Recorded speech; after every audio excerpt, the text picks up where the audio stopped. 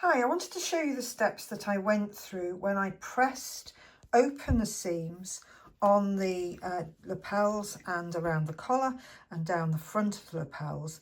But the videos, unfortunately, that I made at the time, sadly, have had a fault on them and they've not shown up as well as I'd hoped. So I'm just going to have to now talk my way through what I've done.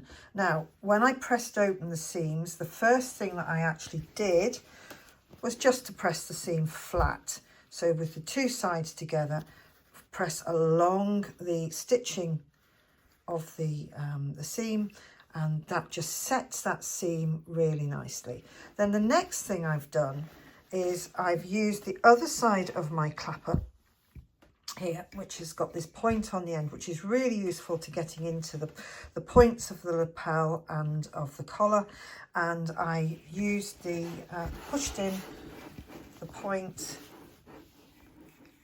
like that, and I've then pressed along that seam to open it up on both sides, gently pulling on either side and open that up. Now, these seams may look a little bit strange because I actually trimmed these seams, and I'll explain how I've graded those seams next. Now that I've pressed these seams open all the way along the lapel and the collar around those so they're nice and flat, I just wanted to show you the grading that I've done in trimming these seams, and you'll see at different points that I've changed the grading to either side. Now at this point here, I've made a notch in either side of the seam allowance, and that's where at the end of the fold line on the lapel. And as you can see on the lapel side below that notch, I've trimmed that seam to 1/8 of an inch, which is 3 millimeters. On the other side, the left-hand side, I've actually trimmed this to 1/4 of an inch or 6 millimeters. And that's the side that's close to the fabric. Now, the reason for that is when this lapel is brought, the facing is brought back, the side that shows on the outside of the jacket at this point is going to be the outside, not the facing. It's the outside. So you want your wider seam allowance to be on that side of the jacket. It provides a really much smoother edge to the jacket, and it also allows it to be pressed nice and flat. Above the notch, I've switched over the sides. So I've now got the jacket side is a 1/8 of an inch, which is 3 millimeters, and the lapel side, the facing side, is now at 1/4 of an inch or 6 millimeters. And that is because it's going to be the outside of the facing that is going to be showing on the outside of the jacket. And this is the one where you need the wider seam allowance to provide that nice flat surface for when you press.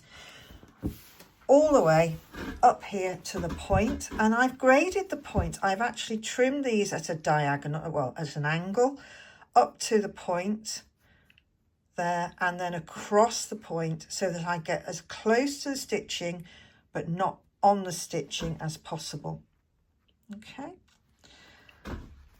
I had my notch here, and you see where I've opened that out. And again, I want the side that is going to be showing on the jacket to have the longer seam allowance.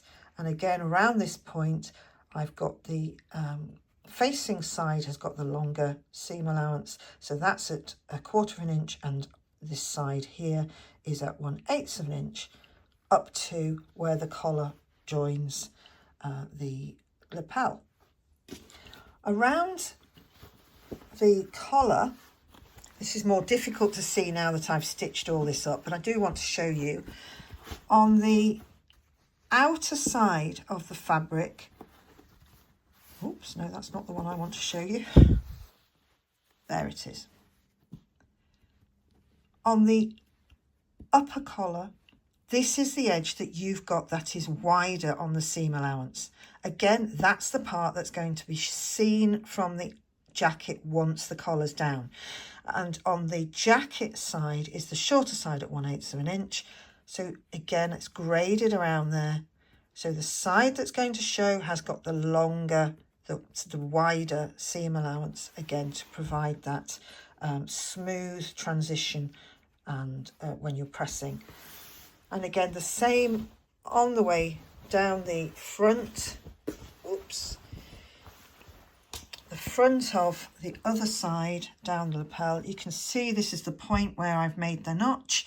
So the side that's showing, it's got the wider seam allowance, and then that's the 1/8 of an inch. And then above that, where the you're seeing the facing side, that's the one where you've got the wider seam allowance. So you need to trim those all the way around like that. When you finish that, give it another press it open, and then you'll be ready to come to the final pressing.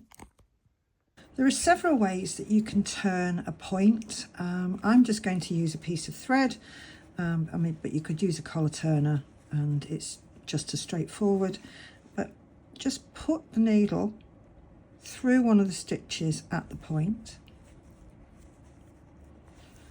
I'm just going to turn that over so that I can get inside the collar with my hand, and then I'll be able to feel that needle, making sure it's not going through any of the material inside. There we go. Okay, so I'm just pulling that needle through the other side. It's got a knot on the end. I'm just going to turn that with my hands initially, so you can see, and then gently, if I pull on this thread while pushing at the same time, that pulls the point of that lapel out very nicely. And that's it.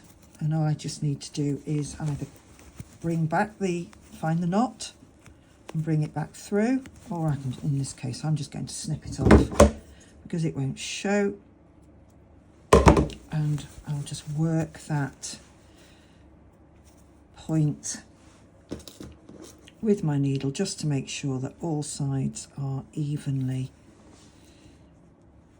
pulled out. Just pop that thread back through. So see how easy that was, just to pop the thread through.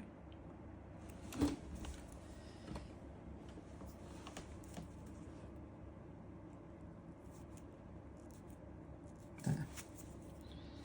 And then we've got a really nice curve on that top of that lapel point. Now I'm going to do the same thing on the collar here. Turn that in, turn that point in, and I'll show you what all of that looks like when I've finished. So here are the two points on my collar and on my lapel. As you can see, really nice curve point on the lapel and a crisp point on the collar. There we go.